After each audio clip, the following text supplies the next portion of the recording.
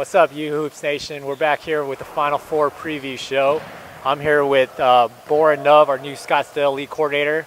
Javon's sick this week, so he's not going to be joining us tonight. How you doing tonight, Borin? Feeling pretty good, man. Feeling pretty good. The first round was actually really interesting. It actually went the way I thought it would go, but I think this Final Four will be very competitive. Yeah, it's gonna be really good. Yeah, I'm pretty excited as well. So let's get right to it. We're going to start with the first game, 6:30, Monstars versus the Bulls. Monstars are the 2 seed, Bulls are the 3 seed. So the big news this week, we have Mark Hanush making a comeback. He's been out the last 3 weeks, got hurt in Vegas. He's going to try to suit up. What do you think about that? You know, like we said last week, Mark makes that team go. I mean, he's a special player. He's the guy who distributes the ball. When he can get open, he hits those shots easily. So, you know, they struggled a bit, but they won pretty well last week without him. It's a tougher team this week, but having Mark, it's a difference maker. I think it'll help the team kind of flow a little better. Yeah, I mean, I think it's like the first six weeks with Mark, they just dominated. I mean, they reminded me of the run and gun Phoenix Suns, just up and down, shooting threes, fastest team in the league by far, right? But, you know, he's never played with Josh Hunter, you know. I like to see this entire team. I just feel like they've been hurt all year. Jeremiah Nelson's been out, Mark's been out, and I haven't really seen this entire team play together. So I'm really interested to see how they're going to do this week. No, that's a great point because you're right. You know, Mark's missed the last 3 weeks. Josh has actually come back, and Josh is a different type of player. He's more of a low post. He's lanky. He's got skills down low. But like you said, this team likes to run and gun. They drive and they kick it out for 3 pointers with Brandon. You know, they've got some good shooters there. So it'll be interesting to see how they can play together if he comes back. I still think that even without Mark, they might still win this game against the Bulls. Yeah, really? Yeah. Interesting. You know, I think it's interesting he's going to come back. I mean, with Summer League starting in 3 weeks, I mean, would you be risking further injury, you think? You know what? That's a good point because, I mean, they do have a good chance with him or without him, but, you know, now that I think about it, I did pick the Monstars to win. It'll be tough no matter what. Like you said, is he risking coming back too soon?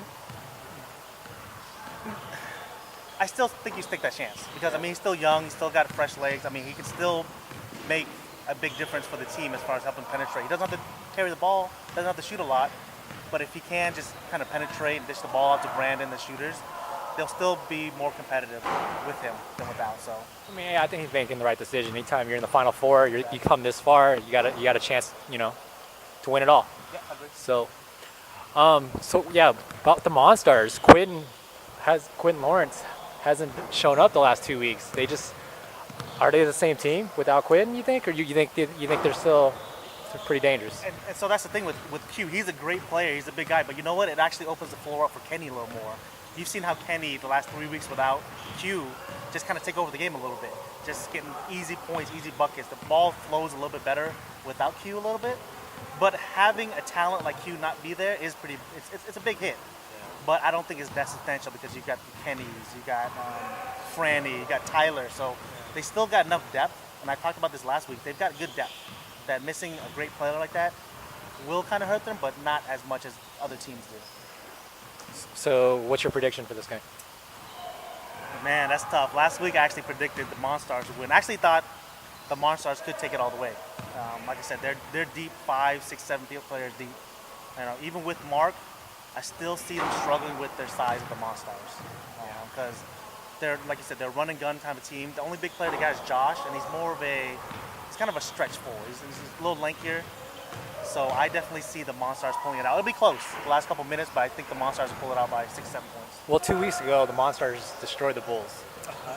I mean, it was like a 30-point blowout. So I don't see that happening this game. No. You know, I think if Jeremiah and Mark back, I think they're just a different team. Yeah. So I'm really excited for this game. But you know, that was the first week that the Bulls had played without Mark, so it was a transition period. I think they're trying to get used to it. Yeah. So it won't be a big blowout, but I do predict the Monstars pulling it out and winning this game. All right, let's move on to our next game, the 7:30 game. We have the Headbusters, the number 1 seed, against the number 5 seed. Who's next? I found it really interesting that the Headbusters asked they requested the second game, so they wanted to play back to back. What do you think of that strategy? Well, so this game I actually predicted last week as well too. I predicted that these two teams would play. So I'm actually looking forward to this matchup because I really thought my sleeper team was who's next. Now, as far as asking for the second game, I don't know, man. I don't know what to think of these guys because actually I can't get a read on them because last week they can talk a lot. They blew the team out last week by 60 some odd points, and the referees called it with 3-4 minutes to go. That's how talented they are. That's a good team. So if they have this strategy going on, it helps them out. Hey, more power to them. I have no idea. They're the head cases, man. I have no idea. So if it was up to you, you would have chosen the first game and taken that hour break. I would have liked to take in the first game, Yeah. take the hour break, kind of watch the competition, get a little more fresher legs, and then kind of wait for the championship game. I would have personally liked the first game. But. Okay. So, I mean, we all know Nick Tomsick and Mark Price are obviously they're going to have monster games if they want any chance to hang with the Headbusters. Who do you think needs to step up? Like, what do you see happening for who's next? What do they have to do to win this game? So like you said, they've got Nick, they've got Mark. Those are some good talent right there. They got some good talent there. But Mark, to me, he can lose track of the game sometimes. He kind of gets involved, too much talk. He looks for a lot of calls. Sometimes he loses the edge a little bit in the game, worrying about not getting the calls, worrying about the refs, all that stuff. He can lose sight of what's big. And this is a big game. This is the Headbusters. They're very talented. So I think Mark needs to step up in the sense that he needs to focus a little bit. I like his trash talking because he keeps it interesting. But he's got to remember, this is a team game still. They need him to be a big piece of this the game. And so if he can just focus and get his talk in, get his couple points in, but he definitely needs to focus, play some defense, play down low because they're a big team. He needs to focus, get some rebounds, get some blocks, and just stay within the game, and it'll be okay. Last week I was trying to talk about the most underrated player in the league, Chris Hennon, who's averaging, I don't even know, like 20 or 12. He's leading the league in rebounds. The guy's barely like 6 feet tall, leading the league in rebounds. I feel like I wrote about this in the article. I was like, Chris has to step up. I think it's going to come down to how many putbacks, how many offensive rebounds he gets. He does all the dirty work for this team. So I think, for me, I know Mark and Nick's going to get theirs. But to me, I think if Chris gets those rebounds, all those dirty points, they have a chance. Daryl Hunter, another player, as well. He's been distributing really well, but I feel like he's going to need to score this game. He's going to have to put up some points. What do you think about that? No, those are two great points. I think Chris, like you said, does the dirty work. He barely jumps off the ground, but he gets all these rebounds. I mean, he's getting 7-8 offensive rebounds a game, 7-8 defensive rebounds a game, getting these little putbacks, and he's got to make those putbacks to get those easy buckets.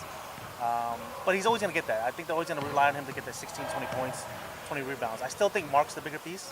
You're right with Daryl. I think Daryl needs to step up. He's been a distributor. He's been looking for more of the assists, calling out his assists. But they need another reliable scorer outside, and that he might be it. Because Chris is down low. Mark can play the wing side. He's more of a stretch four as well too. But Daryl needs to be that third shooter on that team. Because that's big as well too. But I think it really still comes down to Mark, how much he's willing to focus into the game and keep it set. Because they've got another player on the other side, Brian Brown. He's a talker too, and if he gets him out of the game, Mark. I can see him just walking down the court, not paying attention on defense. So if he gets frustrated at that, they're going to struggle a little bit because he's a big piece of that team. Who gets kicked out of the game first, Mark Price or Ryan Brown? You can win either way, man. I think they both. They could probably get both double technicals and get kicked out, man. I wouldn't be surprised. But to me, Mark gets a little. The game gets under him in the sense that he loses focus. He doesn't get angry. He just loses focus sometimes. He worries about the refs a lot. Worries about his calls.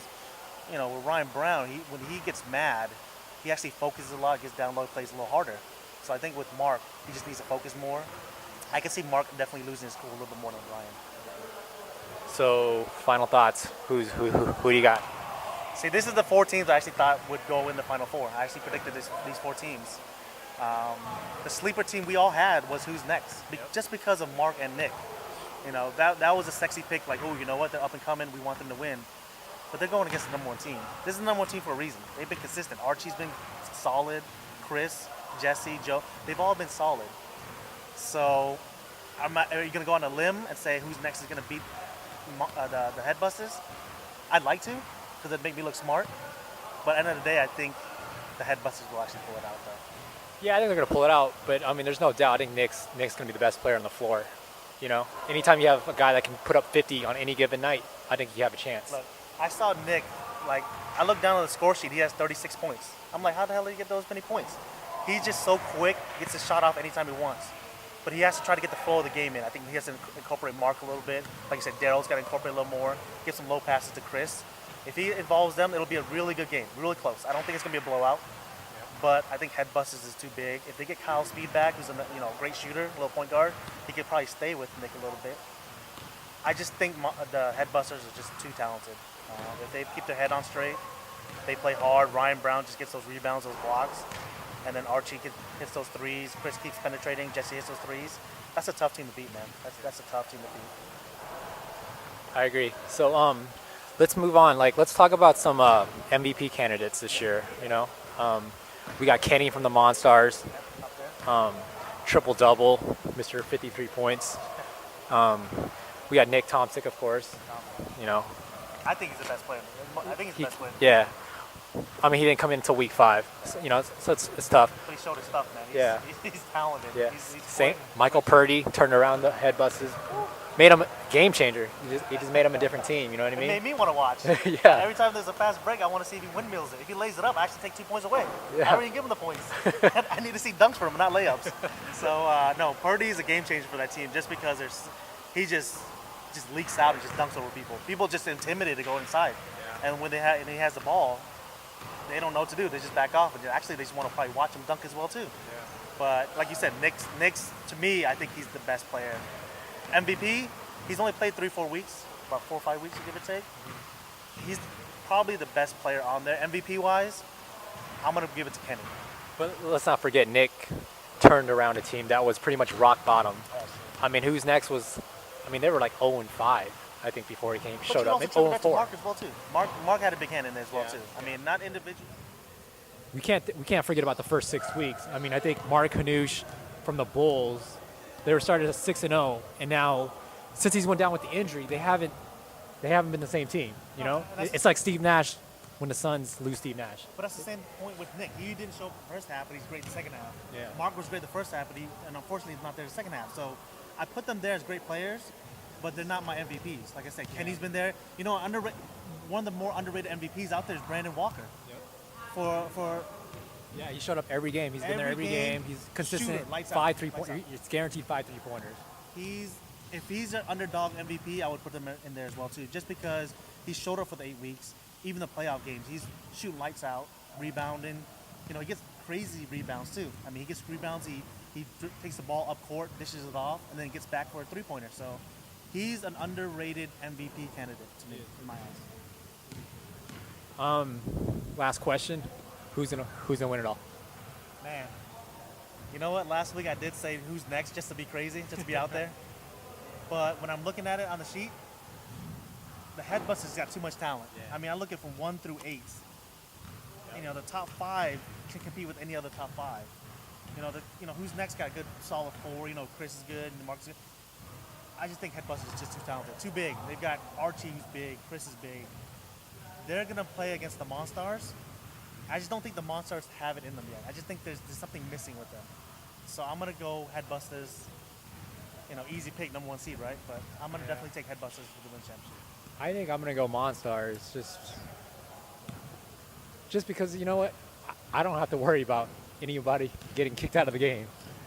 With the Headbusters, if a call goes wrong, I feel like, you know what, someone's gonna get ejected. Yes. But you know, the Monstars, they come to play, they take care of business, and I can just count on them. You know, Kenny's gonna be there. What happened? Oh, sorry. Yeah, I mean, Kenny's there. He's in a lockdown. He's probably the best defender in the league, I think. He can lock down pretty much anyone in the league. Yes. 1 through 5. He can guard 1 through 5. He's kind of like the LeBron James of this league, I would think. You know what I mean? And Kenny is my MVP. Like I said, he's been there consistently dropping points, dropping rebounds. So having my MVP not win the championship, it doesn't make any sense to me. But I just think, you know, Kenny, when he gets mad, he actually plays really well. But he's really understated as far as anger. You can see it in him. He wants to compete. He wants to win. So I don't want to put that past him. But I just see Headbusters just have too much just going for them right now. I mean, they've only lost one time, and you know. Well, the Monsters only lost once too, and the only time they lost was when Kenny was out. See, and I just think Who did they're the most balanced team. They lost to the Headbusters, but Kenny wasn't playing. You know what I'm saying? So Did they have Purdy? Did they have Purdy? No, they had Purdy. Purdy was there, but yeah, I think they just have solid role players. Tyler just does his job, gets his rebounds, blocks shots, plays defense. I think Tyler would give Ryan Matt. fits. Tyler does give Ryan fits Yeah. just because he's physical enough and he's big enough that he can just hold his ground. So that's a great matchup there. And I think if Matt Alvarado hits those 3-pointers, you know, it's a game changer. Matt's got to step up. Franny's and gonna get hit his. those I think Franny is the best all-around player in this league. You know, his ability to create for others, ability to score. He can shoot from outside, get to the basket. Yeah. He makes everyone better, I think, on that team. He's been pretty quiet though. Like you said, he's a little understated. He's a little bit quiet, but I think Kenny makes that team go. I just see the Headbusters just have just athletic. They're a little more athletic, a little bit bigger. When it comes down to it, they might be a little bit physical.